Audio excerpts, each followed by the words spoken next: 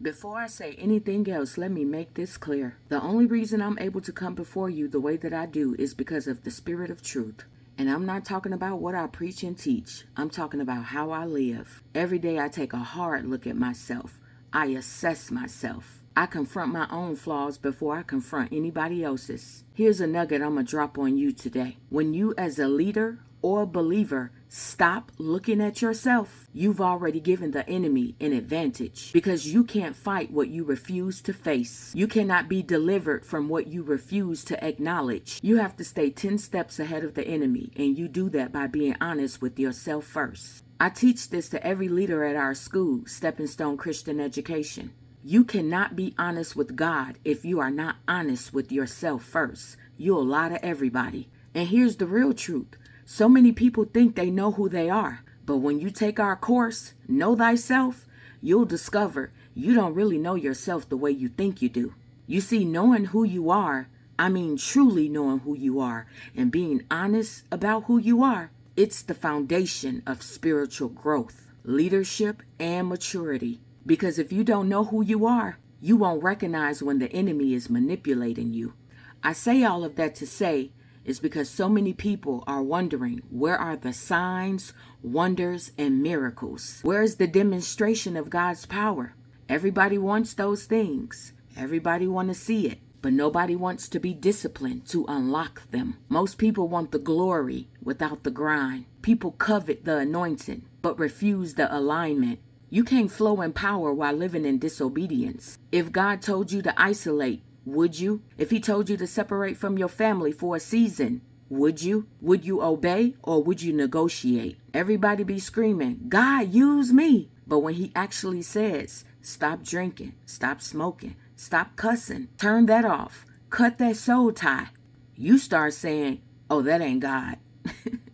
You see, God is not testing your shout. He's testing your sacrifice. Luke chapter 16, verse 10. He who is faithful in little will also be faithful in much. 2 Timothy chapter 2, verse 21. If a man purge himself from these, he shall be a vessel unto honor. So I really want to say that you can't walk in miracles if you're still walking in mess.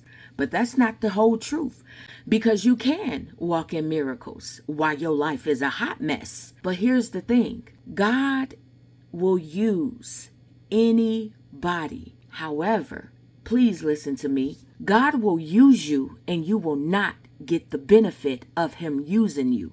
He will just simply use you, and you could still be on your way to hell.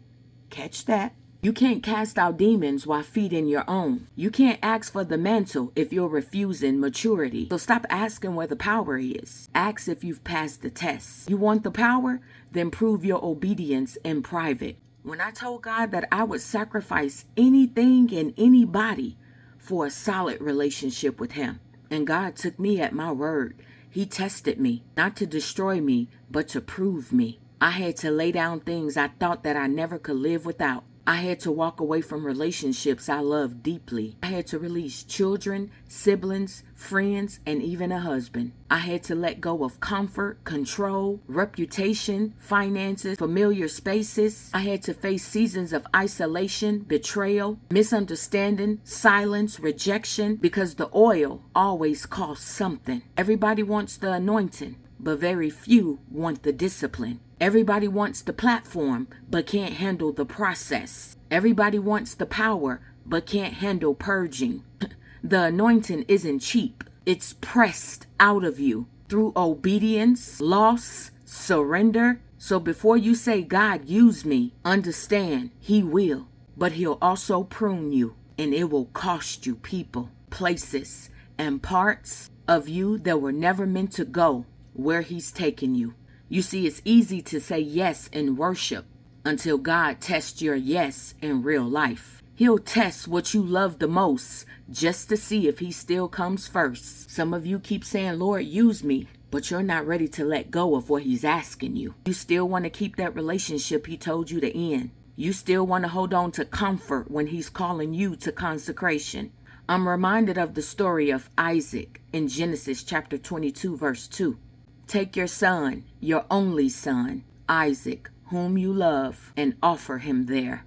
Luke chapter 9, verse 23. If anyone desires to come after me, let him deny himself, take up his cross daily, and follow me. If Abraham can trust God enough to raise a knife to his own son, why can't you trust him enough to walk away?